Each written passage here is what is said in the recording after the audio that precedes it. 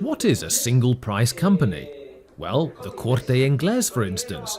You do not go to the Corte Inglés to haggle. How much is the television set? 1,000. How about 800? No. 900? No. Either you pay 1,000 or you can forget it. Well, someone might say, Professor, I don't see the entrepreneurial process working there. Well, it is working, and in exactly the same way as I have explained here. We just don't see it. Single price companies, department stores, have a highly sophisticated sales department, as does Zara, for example. It is computerized, so managers know for certain what has been sold each day. And if the stock is growing and little is selling, a mysterious hand will immediately change everything during the night for the next day, and vice versa. If the stock is dwindling, managers will either order more or raise the price. They work by trial and error in a constant attempt to find out the subjective valuations of the marginal pairs.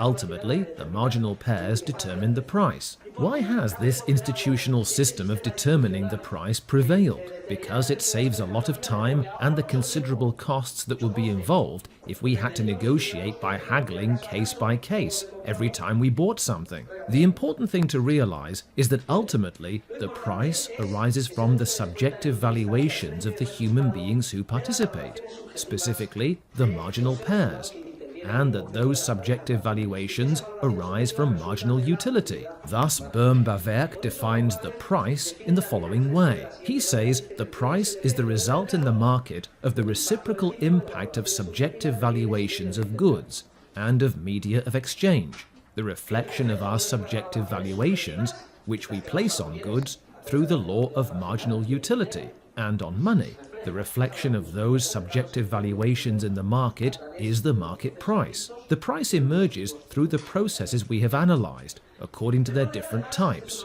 Also, remember, the only subjective valuations which are relevant are those of the marginal pairs. The valuations of the excluded pairs are completely irrelevant, as are those of the included pairs with a greater capacity to buy or sell. I could be a multimillionaire willing to pay 10,000 euros for a loaf of bread, but in the end, I would pay the same as you for a loaf of bread. This is because the only valuations that affect the market, are relevant, and determine the price, are those of the marginal pairs, the last people to buy and sell, those who do so with the least interest. And this is wonderful, dear students, because not only does it spare us a lot of effort, but also, and above all, in two-sided competition, it protects people who lack negotiating skills.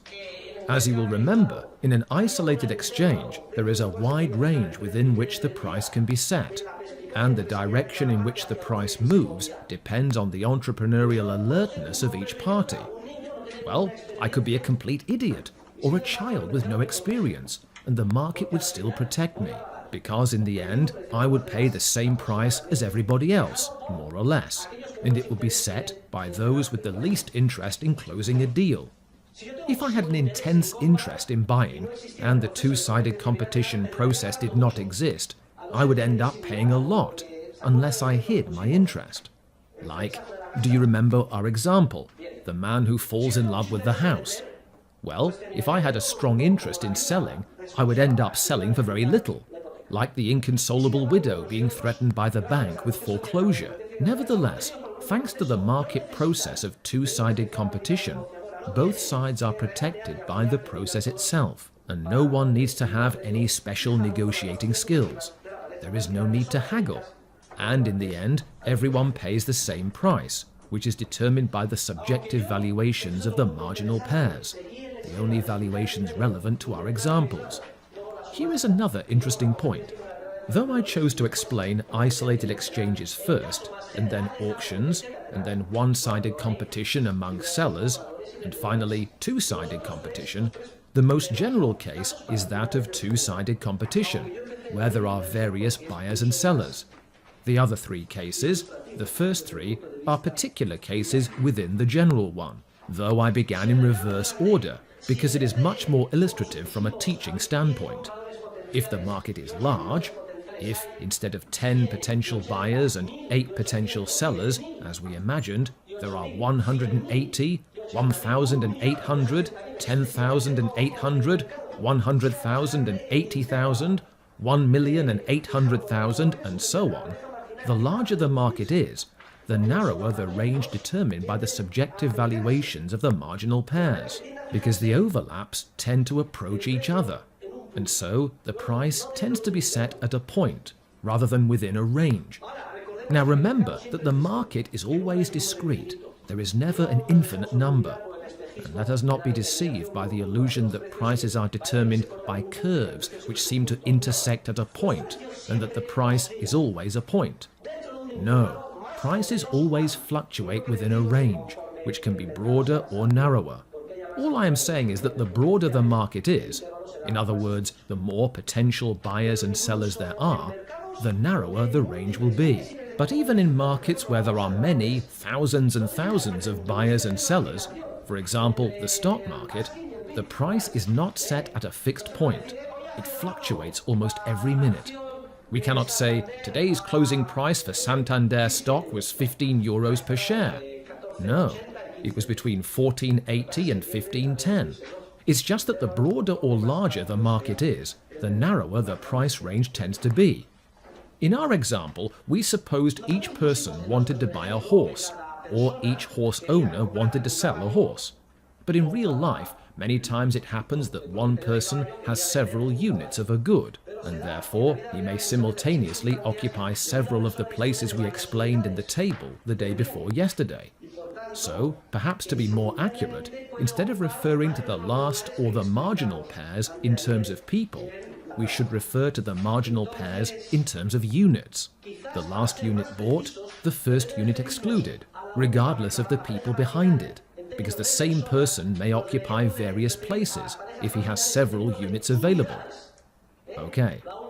Also, remember the law of marginal utility in accordance with the division of labor, the poorly named law of the division of labor. In a modern economy, we tend to specialize, and each of us produces so many of those goods we specialize in producing that, in accordance with the law of marginal utility, the subjective valuation we place on our good as sellers is zero. In all the cases in which this happens, and there are many, the side of the seller becomes irrelevant, and as long as the good is scarce in relative terms, that is, that in general demand exceeds supply, it is the marginal buyer, the last person to buy, who determines the market price. Granted, it is a simplification to say that the marginal pairs are reduced to nothing more than the marginal buyer if the seller values her goods at zero, because, by the law of marginal utility, since she is specialized in a specific process, she does not value at all what she produces. The shirt maker has so many shirts, thousands, that she does not value them at all. So, who determines the price? Well, the marginal buyer. Because though the shirt maker has thousands of shirts, there are hundreds of thousands of people who would pay for a shirt. There are not enough shirts. There is a market price, and it is set by the marginal, the last buyer. Notice the distaste with which I, as a buyer, might think, should I buy this shirt or not? Meh, yes, no, and then reluctantly, oh, all right, I'll buy it, but only because I've got nothing better to do. It's not that I like shopping. I'll take it. On top of that, I hesitate to hand over the money. Well, I, the marginal buyer, always set the price for everything. And who exactly is the marginal buyer? We do not know. You have probably been marginal buyers many times, and without knowing it, you have set the price for everyone. We do not know when we are marginal buyers. What we do know in theoretical terms is that the person who turns out to be the marginal buyer is the one who, without knowing it, determines the price for everyone. He tends to determine the price for everyone in this dynamic process.